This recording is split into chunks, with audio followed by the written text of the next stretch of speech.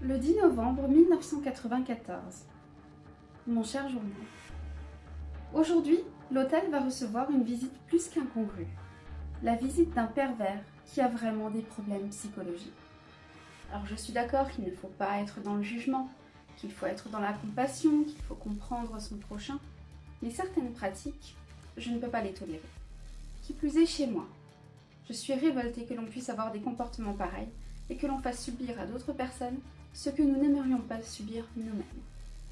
Aujourd'hui, mon cher journal, je vais te raconter la venue de Philippe, 34 ans, un homme marié qui est propriétaire d'un cabinet d'experts comptables de très grande réputation. Bien entendu, cet homme est marié, mais il a vraiment des attirances particulières. Et visiblement, sa femme ne peut pas répondre à celle-ci. Ou peut-être n'est-elle pas au courant. Cet homme a l'habitude de se rendre sur des sites qui sont réservés pour des personnes matures. Pas seulement des personnes majeures, mais réservés à des personnes qui ont une vie charnelle très débridée. Sur ce genre de site, on va y rencontrer des personnes qui aiment se soumettre et des personnes qui aiment soumettre. J'avoue que je n'arrive pas à comprendre ces pratiques, que je n'arrive pas à comprendre où ils trouvent du plaisir, mais soit, cela existe et c'est comme ça. Depuis l'arrivée d'Internet, j'ai le sentiment que tous les tabous sont transgressés. C'est un peu à celui qui aura l'idée la plus farfelue, en somme. Il n'y a plus de respect pour l'être humain, et encore moins pour les sentiments. Philippe est un inconditionnel de ce site, et il est réputé pour les jeux qu'il y organise, et, étant donné qu'il a beaucoup d'argent, ce n'est pas un problème pour lui de trouver des candidates à ces jeux.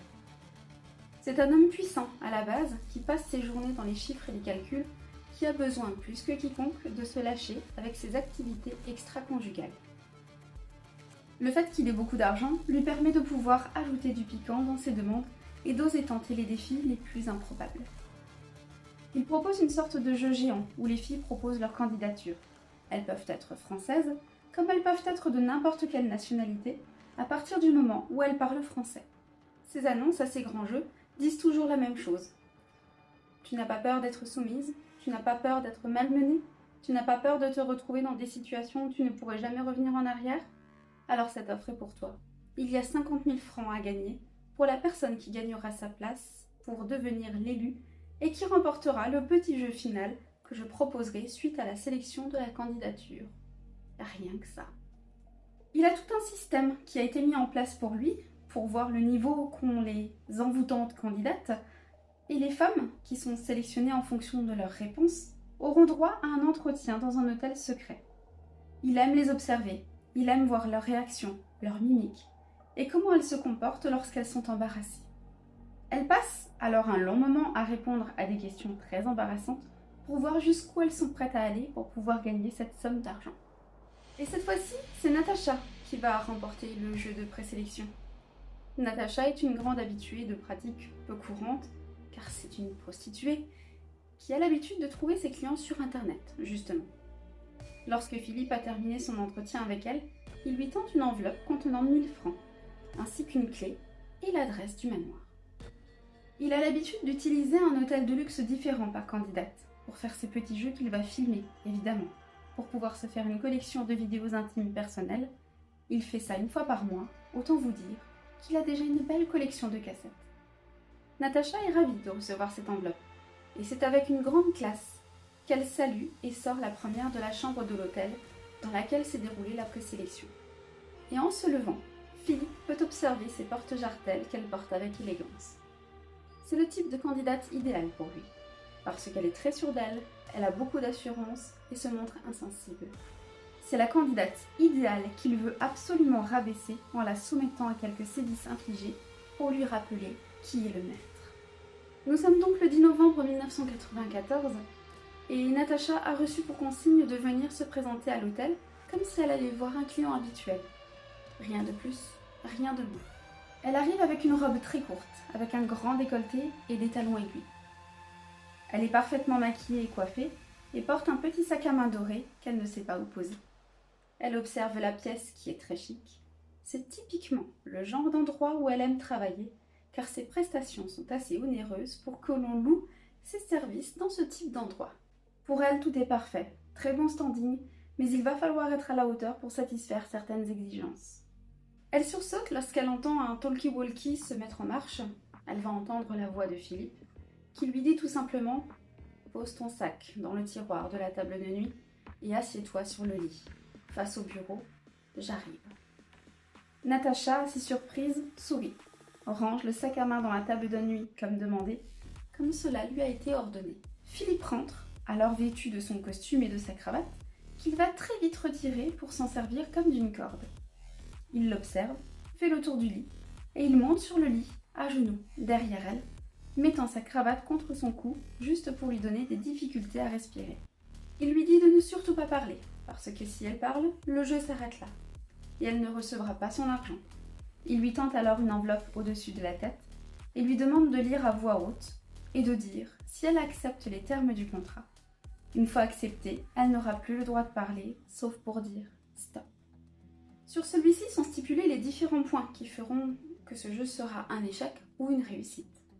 Il donne les conditions pour lesquelles elle ne gagnera pas son argent, et il donne les conditions pour lesquelles elle recevra son argent. Bien entendu, elle peut arrêter l'expérience à tout moment, mais si elle décide d'arrêter, elle repartira avec 0 francs en poche.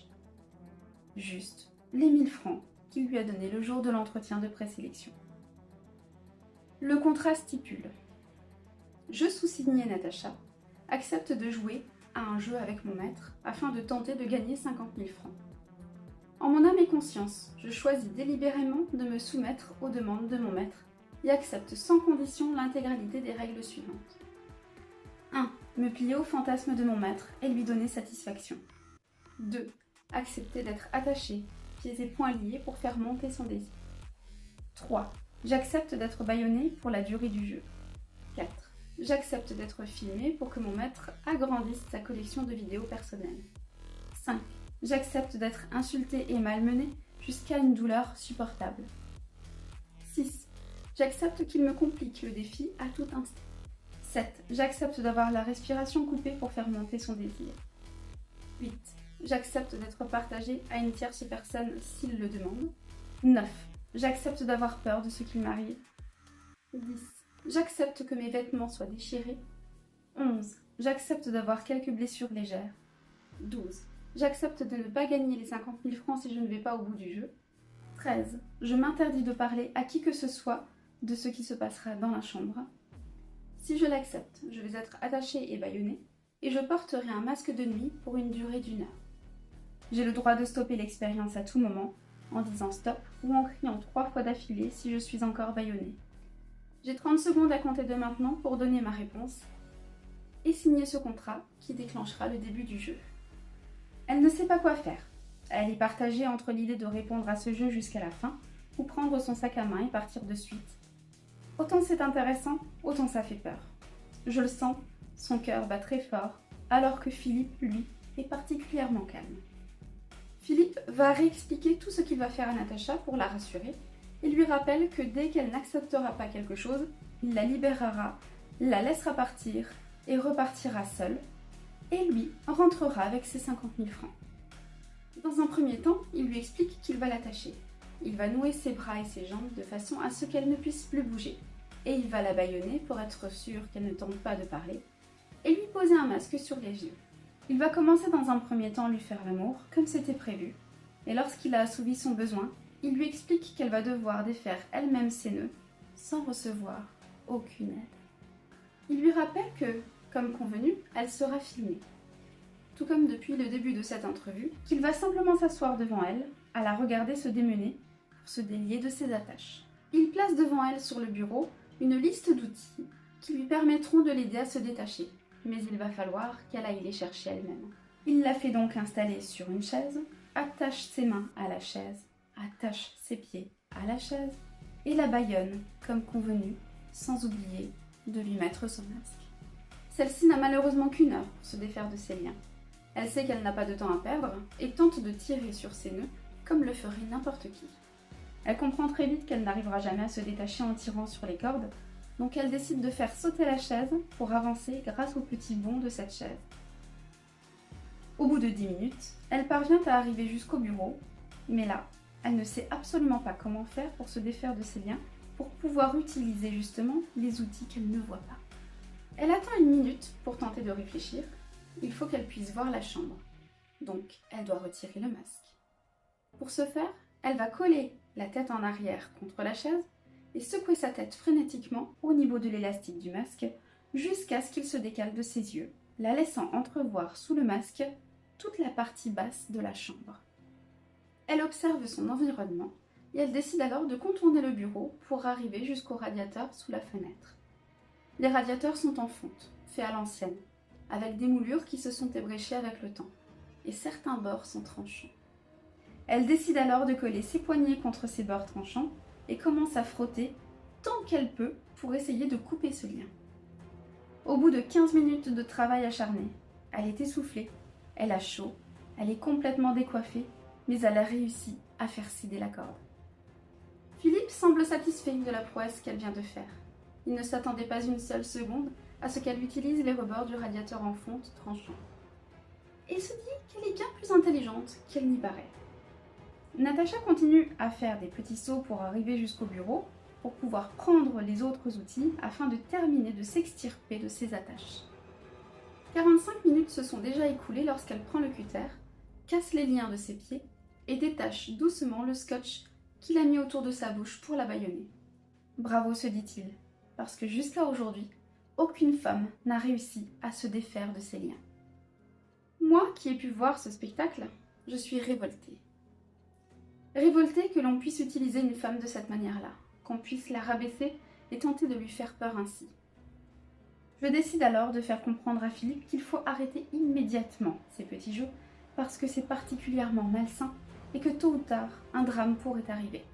Philippe se contente de tendre l'enveloppe avec les 50 000 francs à Natacha, la félicite et lui demande de se rhabiller convenablement et de se recoiffer avant de partir.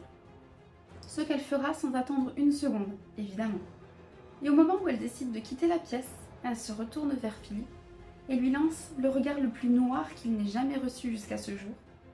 Et là, elle lui dit tout simplement « Maintenant, c'est à toi de payer ». Elle se met à son tour assise sur la chaise qu'occupait Philippe et se contente de regarder ce qui va se passer. Elle était comme possédée, racontera-t-elle plus tard. Effectivement, j'ai décidé de prendre possession de son corps et de ses pensées pour donner une belle leçon de vie à Philippe. J'envoie Philippe très violemment sur le lit, comme jeté par une force invisible. Il est choqué et ça me plaît. Et là, je vais utiliser les cordes dont il n'avait pas besoin pour Natacha, et je vais à mon tour le bâillonner et nouer ses poignets et ses pieds ensemble. Philippe, ne comprenant pas ce qu'il se passe, hurle et se débat, demandant du regard de l'aide à Natacha, qui rit comme le diable. Je fais sortir Natacha de la chambre avec un grand ricanement, laissant Philippe se débattre et étouffer ses hurlements à travers le bâillon. Natacha va quitter la chambre telle une femme de grand pouvoir, reprenant son manteau de fourrure sur les épaules, marchant la tête haute et riant de plus en plus fort alors qu'elle sort de l'hôtel. Et quelle ne fut pas la surprise du personnel de chambre lorsque, choqué et amusé, il découvre l'homme emmailloté et ligoté à la chaise de Natacha, où elle était elle-même ligotée auparavant. Une situation plutôt gênante pour un homme d'affaires aussi puissant, qui n'a pas manqué de faire le tour des médias. Et voilà, mon très cher journal, ce qui arrive aux personnes néfastes. Il faut parfois savoir leur donner une belle leçon de vie. J'espère qu'il y réfléchira à 2 fois la prochaine fois où il voudra poster ces jeux pervers sur Internet. Bien à toi, ta confidente Adélaïde.